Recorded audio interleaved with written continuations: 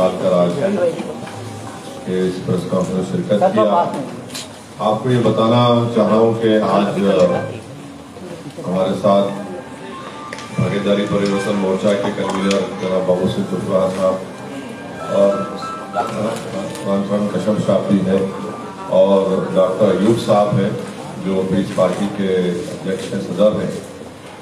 और हम तमाम ने मिलकर ये फैसला लिया है कि भागीदारी परिवर्तन मोर्चा जहाँ पर पीस पार्टी के कैंडिडेट रहेंगे उन पीस पार्टी के कैंडिडेट के सपोर्ट करेंगे और वैसे ही पीस पार्टी जहाँ पर भागीदारी परिवर्तन मोर्चा के प्रत्याशी होंगे वहाँ पर वो अपनी सपोर्ट करेंगे। मैं जनाब डॉक्टर अयूब साहब का बेहद शुक्रिया अदा करता हूँ कि उन्होंने और उनकी पार्टी ने फैसला लिया है और इंशाल्लाह हम सब लोग मिलकर आगे इस चुनाव में मिलकर काम करेंगे ताकि उनकी पार्टी के प्रत्याशी और भागीदारी परिवर्तन मोर्चा के कैंडिडेट्स को काम मिल सके।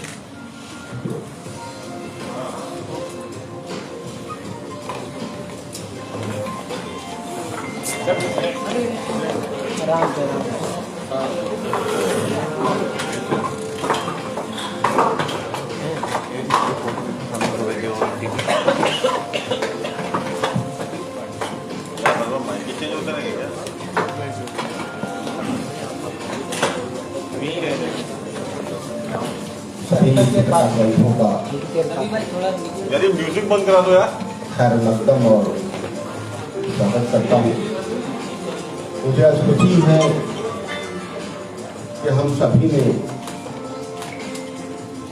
आपस में सहयोग करके एक मजबूत विकल्प देने की कोशिश की है और ये कुछ फैसला लिया है कि भागीदारी मोर्चा के जहाँ प्रत्याशी होंगे हमारे प्रत्याशी नहीं रहेंगे वहाँ पीस पार्टी उनका समर्थन करेगी और जहाँ पीस पार्टी के प्रत्याशी होंगे वो भागीदारी मोर्चा उसमें समर्थन करेगी। ये हम सभी ने फैसला लिया है और मैं समझता हूँ कि आने वाले 2022 के चुनाव में हम मजबूत विकल्प की तरह से उभरेंगे। जो भी अभी जो बचा हुआ है सीटें जहाँ चुनाव होना है और इसी फैसले के साथ मैं समझता हूँ कि हम लोग एक मजबूती के साथ चुनाव लड़ेंगे। आपकी पार्टी के कितने उम्मीदवार? अभी टोटल उम्मीदवार तो अभी होने हैं, अभी फैसले नहीं ले सकते और मुझे लगता है कि करीब 50 के आसपास पीस पार्टी के उम्मीदवार अभी हैं। दोनों चरण के चुनाव से आपने इतिहाद किया था, उस इतिहाद का क्या हुआ? नहीं, वो फिर बताया हमने कि जो हमारे हमने कहा हमारे प्रत्याशी जहाँ नहीं रहेंगे उसमें हम लोग जो गठबंधन है उसमें हम लोग साथ में हैं और जहाँ प्रत्याशी हमारे नहीं रहेंगे वो हम लोग समर्थन। पार्टियों की नुमाइंदा के तौर पर आप यहाँ शामिल हुए हैं या जी पार्टी? डॉक्टर साहब पीस पार्टी की तरफ से इधर हैं, हम सब ने ये बैठ के तय किया है कि जहां भागीदारी परिवर्तन मोर्चा के प्रत्याशी नहीं होंगे पीस पार्टी के प्रत्याशी होंगे, हमारे भागीदारी परिवर्तन मोर्चा के नहीं होंगे तब पीस पार्टी के होंगे वहां हम भागीदारी परिवर्तन मोर्चा में जो सम्मिलित हमारे घटक दल हैं पीस पार्टी के कैंडिडेटों का समर्थन करेंगे और जहां पीस पार्टी के नहीं हैं हमारे मोर्चे के हैं वहाँ पीस पार्टी के साथ ही समर्थन करेंगे। आज की प्रेस कॉन्फ्रेंस का मकसद यही है। बाकी फर्स्ट फेज में सेकंड फेज में डॉक्टर साहब के जो प्रत्याशी थे तो हम लोगों ने इंटरव्यू बात कर ली थी, आपको हम सूचित नहीं कर पाए, आपको हम नहीं बता पाए। अब आगे के जो फेज हैं उस फेज में ऐसा हमारा चलेगा, ये हम लोगों ने बैठ के तय किया। अध्यक्ष जी 2 चरण के मतदान हो चुके हैं, अब बचे हुए जो है चरण उसके लिए होने, लेकिन इतने देरी फैसला क्यों लिया गया?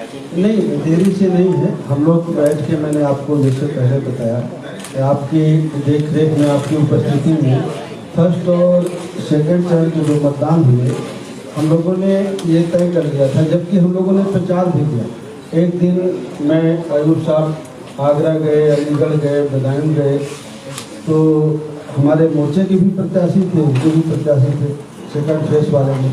तो हम लोग पहले आपको हम नहीं समय से सूचित कर पाए, लेकिन हम लोगों ने बैठ के ये तय कर लिया था और हम लोगों ने 50-50 तय कर दिया।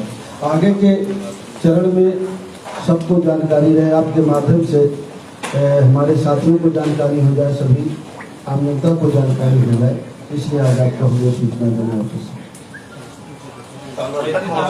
कितने उम्मीदवार उतारे हैं मैदान में बताएंगे जी, आपका जो भागीदारी परिवर्तन मोर्चा है कितने उम्मीदवार अब तक उतारे आप लोग?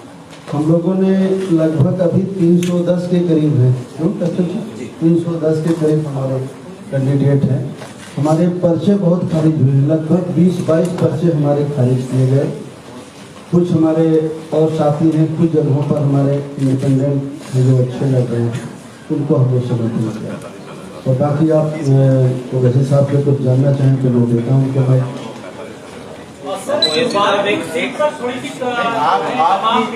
चल रही हैं, MIM ने भी कैंडिडेट दिया है, जाप का भी कैंडिडेट वहाँ पर है, फाइनल वहाँ से क्या है? मुबारकपुर सीट पर आजमगढ़ की।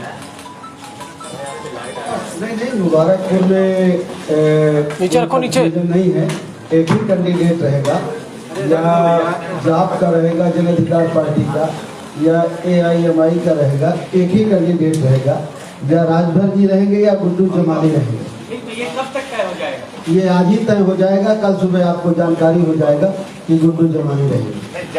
पार्टी ने कितने उम्मीदवार उतारे? गुड्डू जमाली रहेंगे, आपको मिल गया। अब आपको जवाब मिल गया, गुड्डू जमाली रहेंगे, बाबूजी रहेंगे। पैदा होता है कि जन अधिकार पार्टी से कितने लोग मैदान में उतारे गए? बाबूजी ने कहा अभी आपको कि 300 तक बताया उन्होंने। आपकी पार्टी के कितने MIM के तो 100 हो गए अकेले, 100 से शायद MIM के ना 100 नहीं हुए हमारे। सर 99 उम्मीदवार आप उतार चुके हैं। हाँ? 99 प्रत्याशी आप उतार चुके हैं। हाँ ठीक, जन अधिकार 100 नहीं हुई, इसलिए कह रहा हूँ। सर बताएंगे आप कितने हुए? क्या हुआ सर? दूसरे मरहले के इंतखाबात पोलिंग हो चुकी है, ऐसे में आपका बयान आता है कि हिजाब वाली इंशाल्लाह प्राइम मिनिस्टर बनेगी। आपको नहीं लगता कि एक खास कम्युनिटी को मुत्तहिद कर रहा है इस तरीके के बयान? और प्राइम मिनिस्टर जाहिर है कि उत्तर इंडिया में आपकी बात सही है, मैं तारीफ करता हूँ आपके सवाल की। हम ही मुत्तहिद किए थे 2019 में, हम ही मुत्तहिद के 2017 में, हम ही मुत्तहिद के 2014 में, हर जगह हम ही मुत्तहिद, कोई नहीं करता। ओवैसी साहब, चरणजीत सिंह चन्नी जी ने यूपी के लोगों के लिए एक बहुत अपमानजनक तरीके से मैं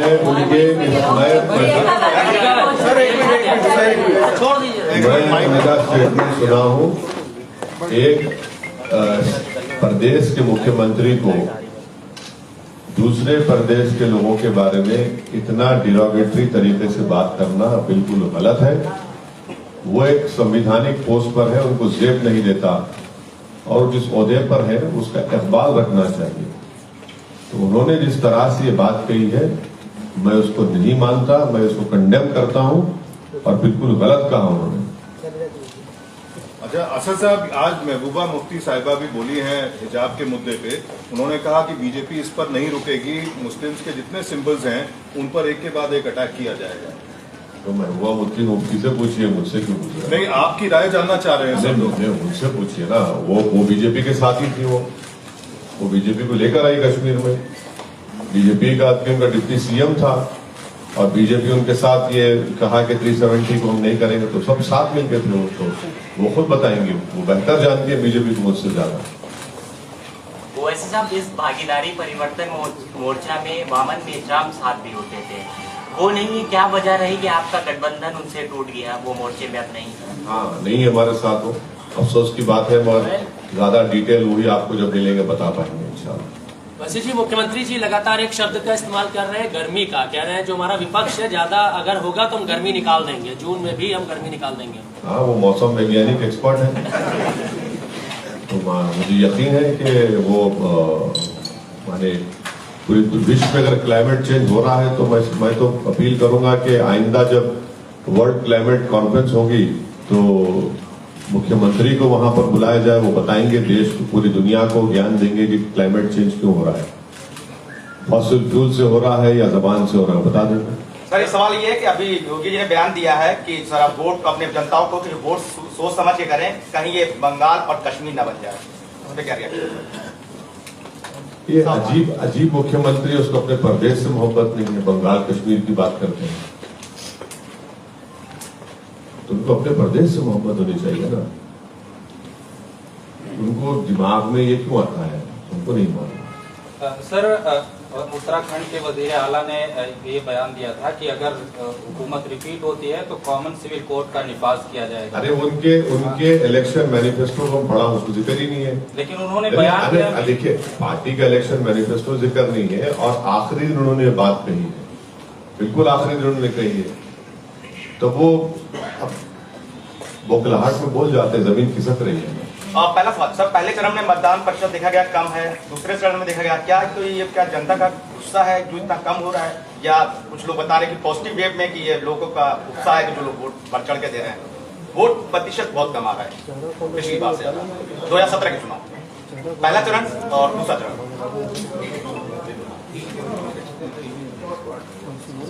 तो वोट परसेंट तो ठीक ही पड़ा है। पहले फेज में मुझे लगता है 3-4% कम हुआ, और सेकंड फेज में भी कम हुआ है। ये लोगों की नाराजगी है कि उत्साह है? देखिए, ये तो मैं मानूंगा ये हम पॉलिटिकल पार्टियों की भी कुछ कमी है, और जो इलेक्शन कमीशन है उसकी भी कमी है, कि जो हमें प्रचार प्रसार करना चाहिए, जो लोगों को हमें जागरूक करना चाहिए, वो हम नहीं कर सके, और कुछ उदासीनता भी लोगों की हो सकती है पॉलिटिकल सिस्टम से, क्योंकि जो गवर्नमेंट थी, खास करके जिस एरिया में चुनाव हो रहे थे, किसानों का बड़े पैमाने पर विरोध था, गवर्नमेंट के खिलाफ थे, तो वो भी एक रीजन हो सकता है। वैसे जी, पहले दोनों फेज के बाद समाजवादी पार्टी कॉन्फिडेंस में है। उनका कहना है कि मुस्लिम्स का जितना भी वोट है 100% उनके खाते में गया है, समाजवादी पार्टी की। अच्छा, दूसरे समाज का नहीं गया? दूसरे समाज का नहीं गया? नहीं, एक्स्ट्रा गया है, 100% मुस्लिम उनके खाते में गया। एक ही समाज वोट डालता है क्या? अतिरिक्त में बता रहे हैं, अतिरिक्त। अच्छा, दूसरे का नहीं मिला उनको, फिर तो खास चुकना चूर हो जाएंगे। ओके सर, बहुत बहुत शुक्रिया, thank you sir, thank you.